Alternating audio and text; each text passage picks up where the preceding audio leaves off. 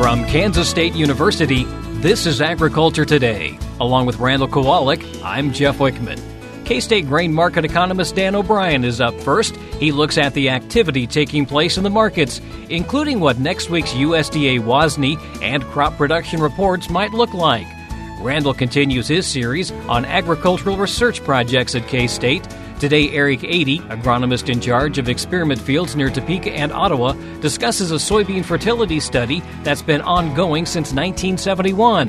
And Bob Gillen, director of the K-State Research Center at Hayes, discusses how the focus of crop research has changed over time. And K-State climatologist Mary Knapp looks at this week's agricultural weather. It's all just ahead on Agriculture Today over the K-State Radio Network.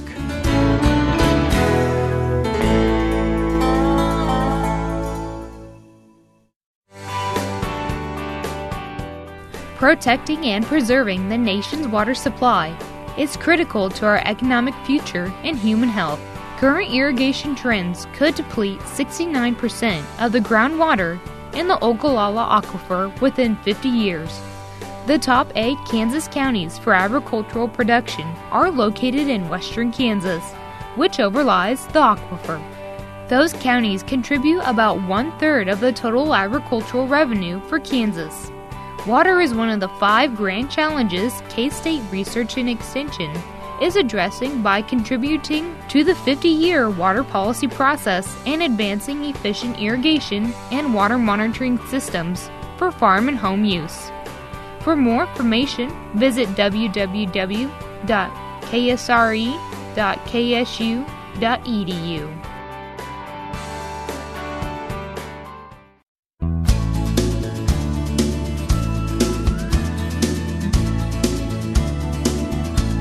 Listening to Agriculture Today over the K-State Radio Network. Well, we begin Friday's program with an update on the activity taking place in the grain markets with K-State grain market economist Dan O'Brien. Dan, starting off, maybe just some overall trends in the market. We have had a move lower from about a week ago. We've dropped about 20 cents. The corn market have declined in the soybeans as well. Have actually held steady to just a little bit higher for wheat. And I think what's happening on the corn and soybean side is that our planting progress has been good. We have most of the corn crop in, good progress on the soybean crop. And with that, even though we still have some dryness issues in parts of Missouri, a good chunk of Iowa, extending over into parts of Illinois, even with that, the market sees a forecast of rain to come in the next 4 or 5 days. And it seems, Jeff, that we're selling the rumor. And so normally we talk about markets buying the rumor and selling the fact. On this one, when I say we, the general market seems to be anticipating that these rains will come, that the dry conditions that are out there will be mitigated to a degree anyway with rainfall that could come. And with that, we're seeing basically on yesterday's close, July corn futures at 376. Now that, again, if we were anticipating real problems in the market, we'd be much, much higher than that. We'd be 425, 450, something like that. But yet, July is at 376. So it seems that the market has an inclination to be bearish in terms of the direction and its response to prices. Still, when you look at the accumulated evidence from weather and weather today, projections off into the not too distant future, as well as soil moisture measures at both the surface and at the root level, we've got some real dry conditions in parts of the Corn Belt. But yet, we're still sitting at corn 376 per bushel for July and beans at 974. So I think that it's the type of market that will have to have any evidence of anything other than a sizable crop proven to it. and I think that will be the discussion or the narrative of the market from here, as we said, in early to mid-June, heading off into July and August. If there is any type of a short crop this year, apparently we'll have to really see substantive evidence of it before the markets could move. And the other side of that on the feed grain markets is if with what we have now, if we've dropped 20 cents and we're down to these levels, I think we have to be really wary in coming months of the market never finding evidence of any type of a shortfall and just being very, very pessimistic from here on out to July and August. And if that's the case, we get timely rains, then we're always at risk, now that we're past June 1st, to starting that slide off into fall harvest. So I think it's a time for feed grain and soybean market watchers to be really, really wary of the market. Of course, for growers of these crops, they're looking for good pricing opportunities, old crop and new crop if they come along. But we're in the mode now where if rains come and no problems develop, then we're at risk to not seeing really great pricing opportunities. So it's a time to be really watchful for anything that does come along. They're viewing these as timely rains then because the rainfall is not going to take care of the entire dry problem. It just keeps, yes, this would be rainfall that would just keep delaying any issues or delaying any challenges in terms of crop development. So far, as the market goes hand to mouth, week to week, in terms of moisture supplies, then I think you'd find this type of somewhat bearish, somewhat mitigated response to any crop risks continuing. Again, we're in June. The real yelling and shouting, as the markets would call it, will be off into July and August. But so far in June, we haven't had anything that's really got the markets riled up yet. And maybe that's to be expected. Again, the real worries start to come when you get towards a little bit further into crop development, get towards pollination, et cetera, and then we'll see what we have. USDA WASDE report comes out on Tuesday. What might we expect from that? I think the numbers to really watch for are in the wheat market. Here we finished up on the export report with a number for wheat that basically was about at face value about 825 million bushels of exports. There's another way to look at those numbers back behind things. You get about 880 million bushels. Either way, however you look at it, that's about 20, 40, 60 million bushels less than the USDA's projection.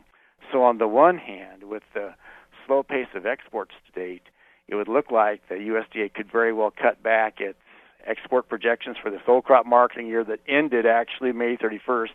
If that's the case, then they'll end up and they'll raise ending stocks and carry those old crop ending stocks off into the new crop. So that would be a potential negative for the market. But then on the positive side, in terms of price, not so good for production, that the market is anticipating that the USDA really won't make much of a negative change in its projections for wheat production, projecting on average about 645 million bushels. A lot of skepticism up and down Highway 83, running from western Kansas down through Oklahoma and on into Texas about just what in the world they'll finally get for those harvest numbers. Very possible that the USDA's in-field enumerated samples come back and that they have to cut back their winter wheat production numbers by 25, 50 million bushels or more. If that's the case, then for the negative we were just talking about in terms of increased old crop supplies, we'd find on the positive side, price-wise anyway, that we'd be cutting back the production numbers.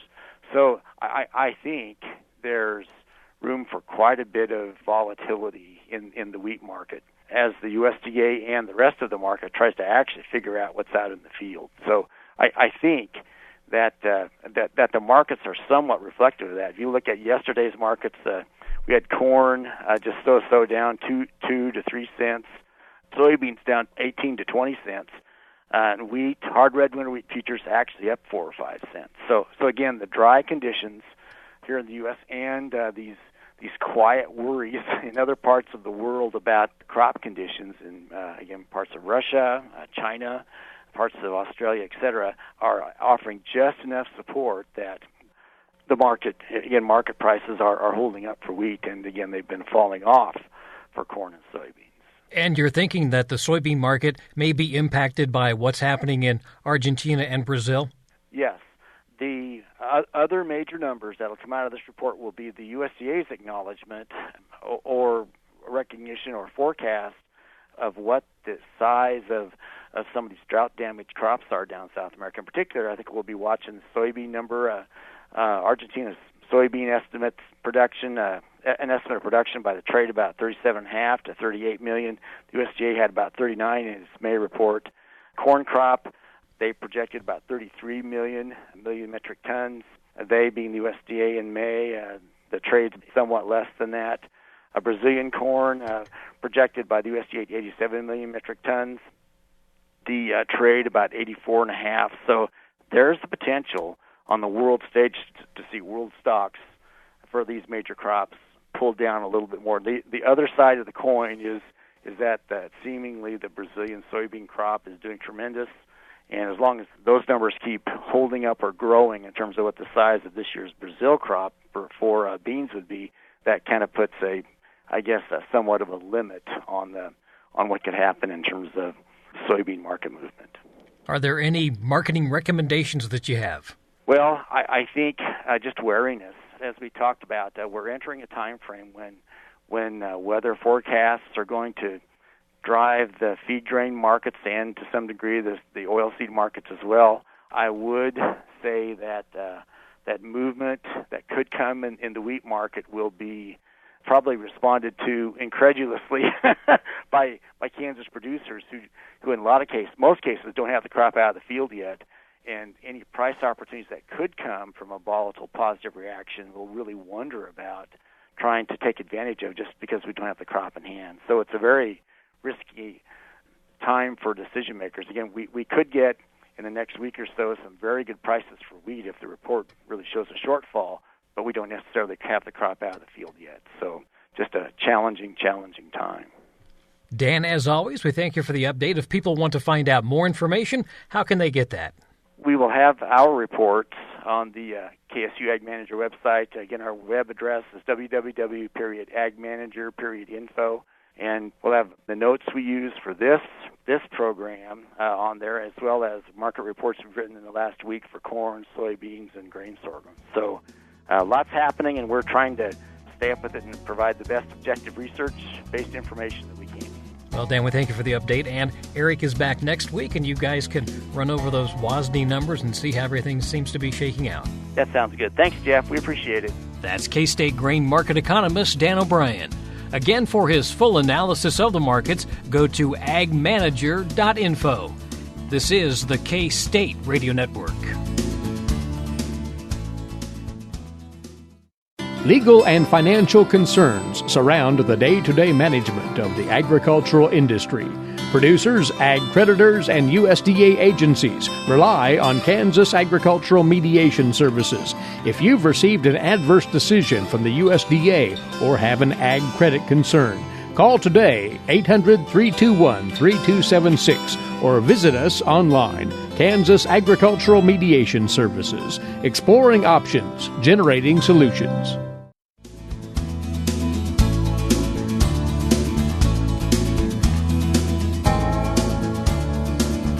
Welcome back to Agriculture Today. I'm Randall Kowalik. What do you know or remember about the year 1971? Here's a brief refresher. Idi Amin seized control of the African nation of Uganda. The 26th Amendment to the U.S. Constitution lowered the voting age to 18. Norman Lear's All in the Family debuted on CBS. And in a crop field near Topeka, Kansas State University researchers established a soybean fertility study. That study is still going strong today. Eric Atkinson is the agronomist in charge of the Kansas River Valley experiment fields near Topeka and the East Central experiment fields near Ottawa. Yes, that's when the study is first initiated, and they set the final fertility rates in 1981, I believe, and then every corn year, they've been put on the same rates, and we keep doing this, collecting data, and once in a while, out of these long-term studies, you find something like what we see. So they take quite a few resources to maintain, and a lot of them aren't maintained for that reason, but we're fortunate we're able to keep this one going. Granted, 48 years is a long time, but it's far from being the oldest. The University of Illinois at Urbana-Champaign established their Morrow plots in 1876. They are the oldest agricultural experiment fields in America. The world record belongs to the broadbuck wheat experiment at Rothamsted Research in the United Kingdom, established in 1843. Eric Atkinson has been in charge of the Topeka fields for about 7 years and says the fertility study was established by the predecessor of his predecessor. A lot of this was a desire to try to answer farmers' questions because a lot wasn't known about fertility back, how to manage corn and then especially soybeans, which were a relatively new crop in the 70s and 80s. So that was what got this started, and the funding has come from a few different sources, but large part we've just kind of kept it going because we thought it was valuable for the farmers in our area. The research is focusing on 3 key fertilizers: nitrogen, potassium, and potash. Corn and soybeans are rotated annually, with lots of soil measurements taken at regular intervals. What we're looking at, what combination, trying to find the proper balance of fertilizer over time. And some of that's been changing as our yields generally, especially for corn, have been increasing over time. And do our needs or fertility needs, have they been changing over time, which this study allows us to look at. Is there a progression? Do we need to add more fertilizer just to keep up, or are the hybrids we're planting more efficient than what we were planting 30 and 40 years ago?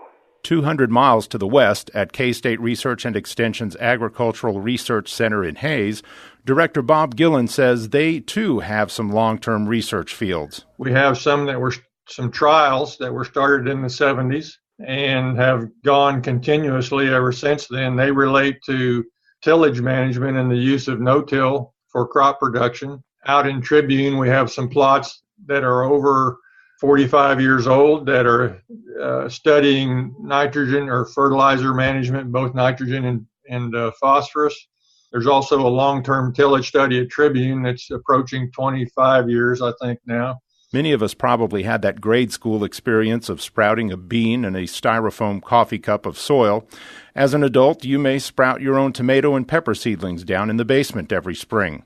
What grows in the soil happens in the blink of an eye compared to how soil itself changes over time. Gillen says with soils particularly, it may take decades before changes really reveal themselves. If we only did the research for 2 or 3 years, said, well, nothing's happening, we'll switch to something else, we would miss a lot of long-term trends, which are more common really than the short-term trends.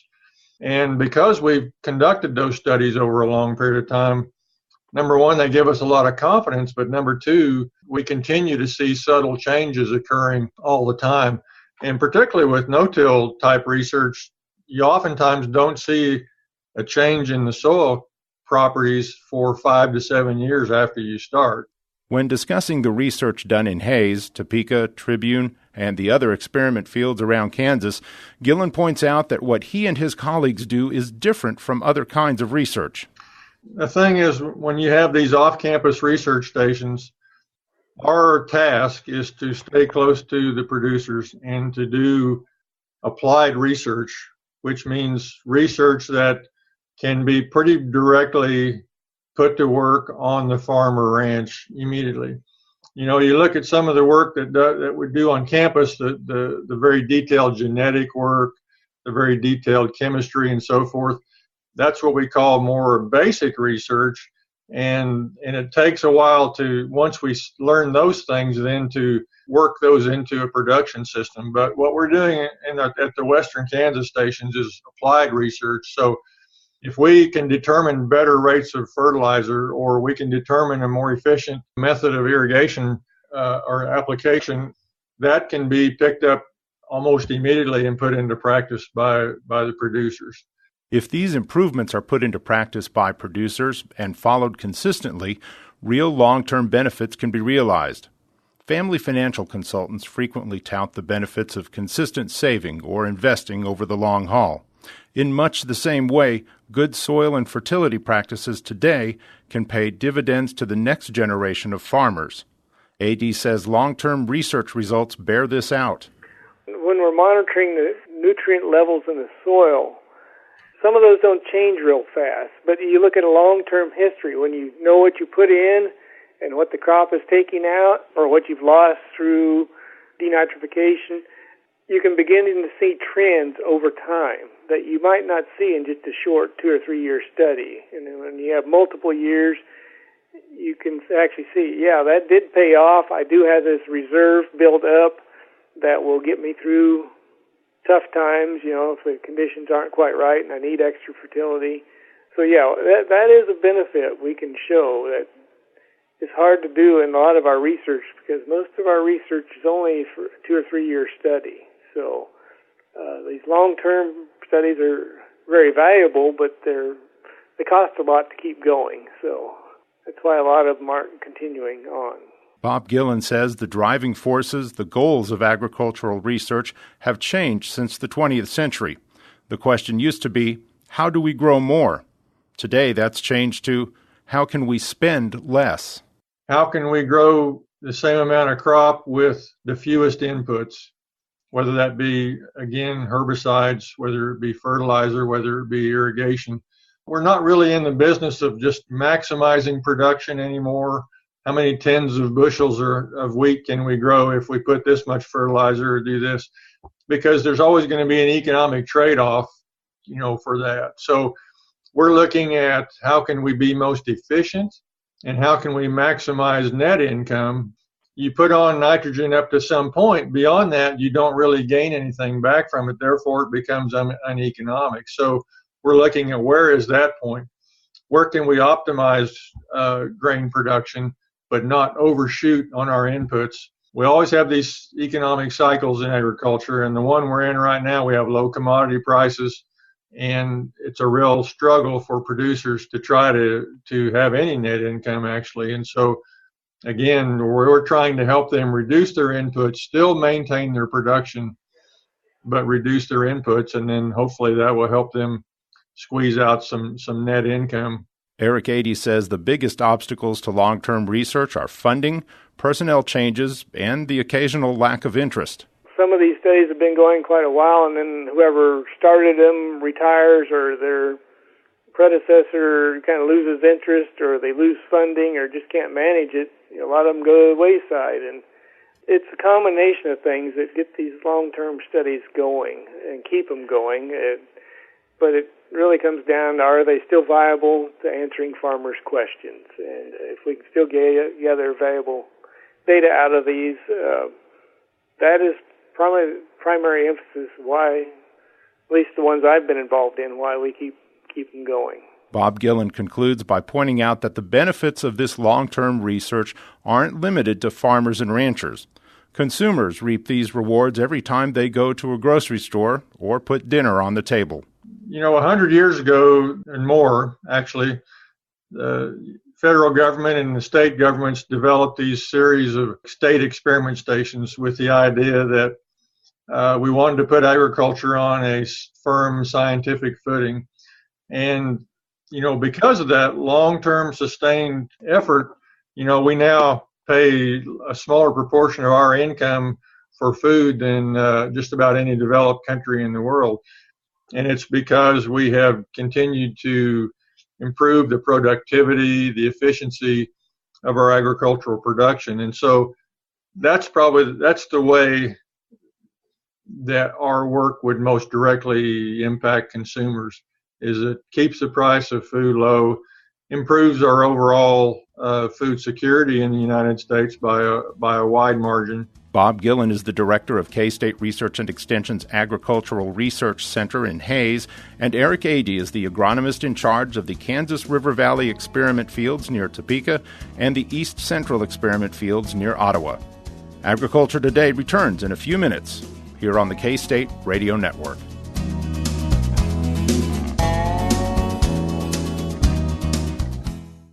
What is radon? Home exposure to radon gas is the leading cause of lung cancer death in the United States for non-smokers. In Kansas, 1 in 4 homes will test at or above the EPA action level. The Surgeon General recommends all homes be tested and fixed if necessary. Visit kansasradonprogram.org for more information. Test, Fix, save a life. This message brought to you by the Kansas Radon Program, the Kansas Association of Broadcasters, and this station.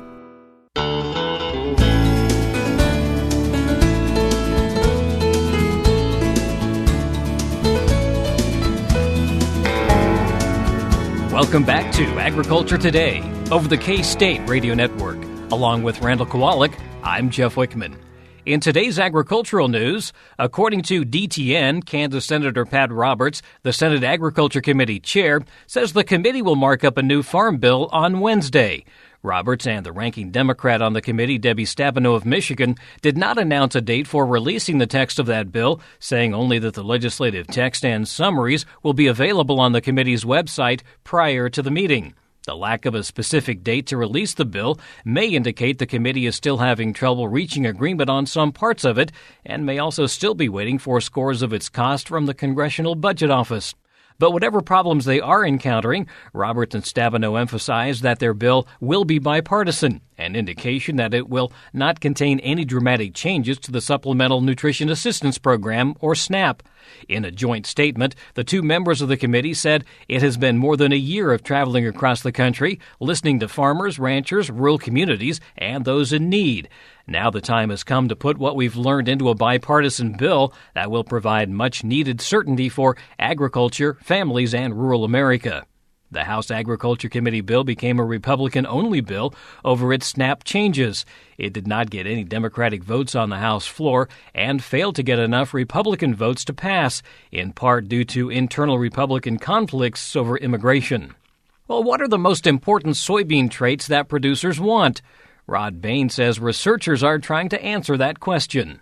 Most of this year's U.S. soybean crop is planted, with growers planting different bean varieties with various oil, protein, and amino acid traits. Yet, as Sean Conley of University of Wisconsin Extension notes, this is not usually the top consideration for producers when selecting varieties for planting. They usually select a variety based on yield performance, number one. Usually the ranking, if you will, when growers consider what variety to choose. And then after that, they usually look at the different traits. Conley says this is because producers usually don't see a price premium at the grain elevator for qualities such as oil or protein. However, ultimately, on the global marketplace, growers are getting paid on the quality characteristics, and those usually come into place when the end user is looking at the quality of the entire country's soybean and then trying to make buying decisions at that point. He adds bean growers also consider whether a variety is traded with specific herbicide, pest, or disease-resistant characteristics when making planting decisions. I'm Rod Bain reporting for the U.S. Department of Agriculture in Washington, D.C. And this reminder about an upcoming field day, crop producers' struggles to manage herbicide-resistant weeds are prompting many who had adopted no-till systems to consider reverting back to tilling their fields. K-State Research and Extension will be hosting a KSU Tillage Field Day on June 13th to share research findings regarding no-till and several tillage systems.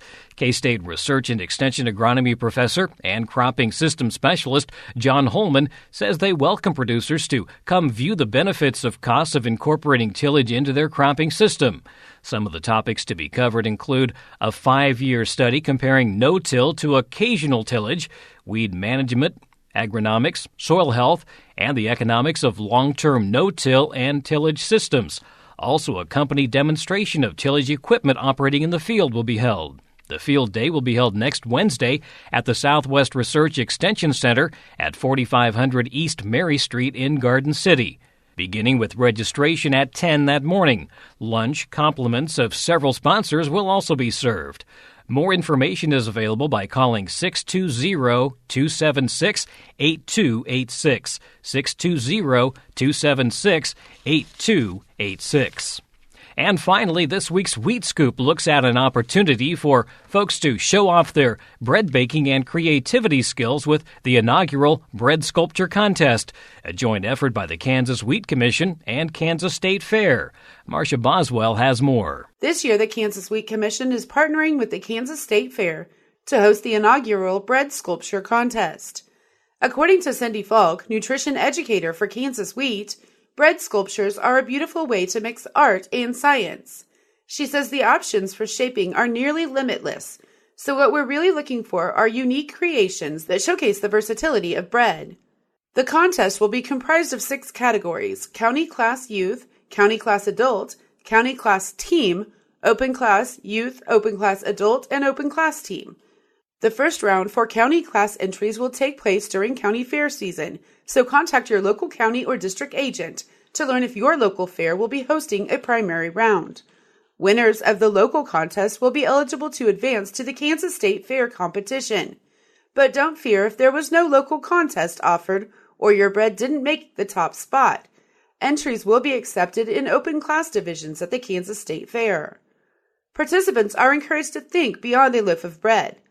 Whether you create cute-as-a-button bunny rolls, a regal turkey for Thanksgiving centerpiece, a literal bread basket, or a wintry snowflake, an imaginative and detailed product is a must.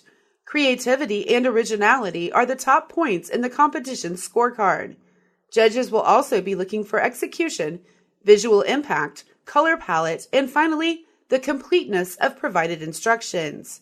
Falk says this project is a great way to get kids in the kitchen over the summer to hone fine motor skills, practice writing composition, integrate STEM concepts with real-world skills, and maybe even get some prize money for their creations.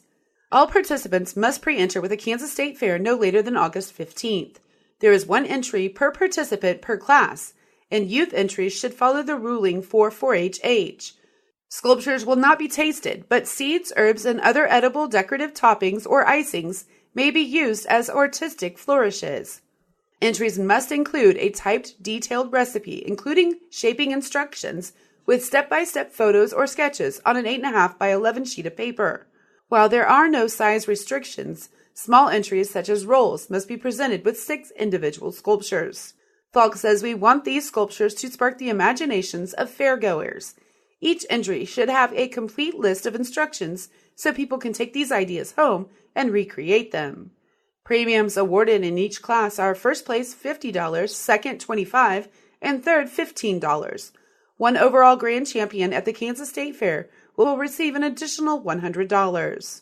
For examples and ideas, visit homebaking.org or nationalfestivalofbreads.com. If you have questions, please contact Cindy Falk at cfalk@kswheat.com. For Kansas Wheat, I'm Marsha Boswell. And that's a look at today's agricultural news. This reminder to listen to the podcast version of Agriculture Today, visit agtoday.net, agtoday.net, or using an app on your mobile device, type these search keywords, Agriculture, Today, Kansas, and you'll find this program. By tapping the subscribe button, brand new episodes of Agriculture Today will automatically arrive on your device. That's agtoday.net. This is the K-State Radio Network.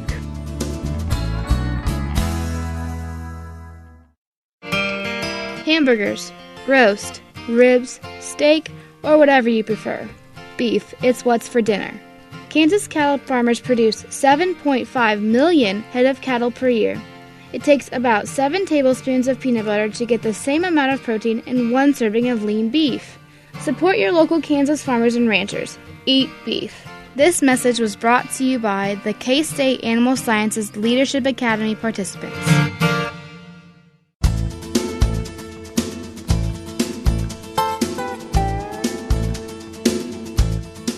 This is Agriculture Today. We end the week with our usual update on Kansas agricultural weather with K-State climatologist Mary Knapp. Mary, last week we were into the first day of June and didn't really have finalized numbers for May. We have those numbers now, so let's just run through some of those.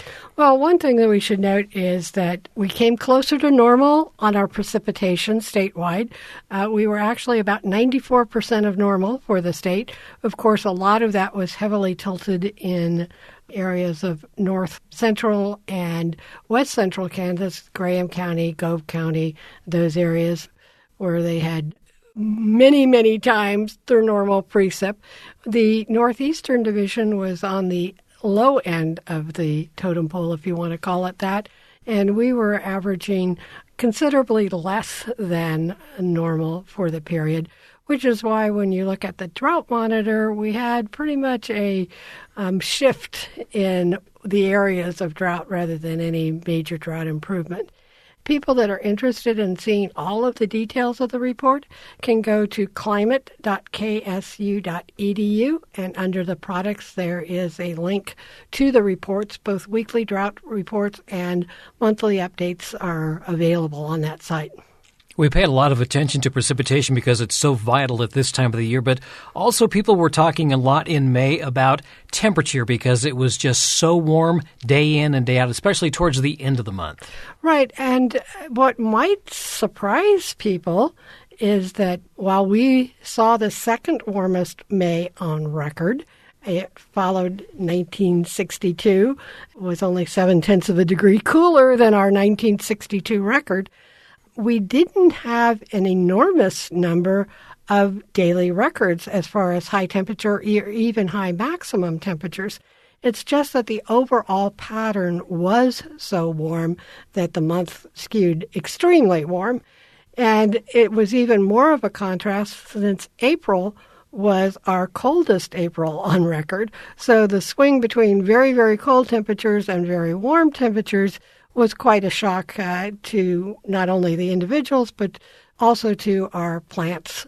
In particular, winter wheat, it was kind of like this is the last straw to our winter wheat production.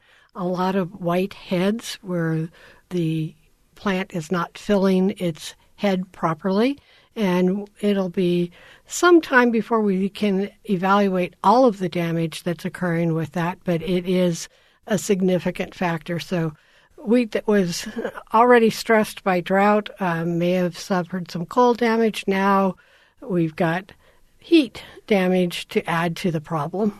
We saw a little bit of a cool down over the weekend, and then things started to heat back up. The one thing we're kind of consistently seeing now, though, are those warm overnight temperatures, and I know that can be a concern, too. Right. With the warm overnight temperatures, that's an indication of higher humidities in the atmosphere, and that can create problems with heat index values. We do have, again, on our Mesonet page, a page where people can monitor from the Mesonet what the current heat index values are and whether they're in a moderate, high, or low risk range.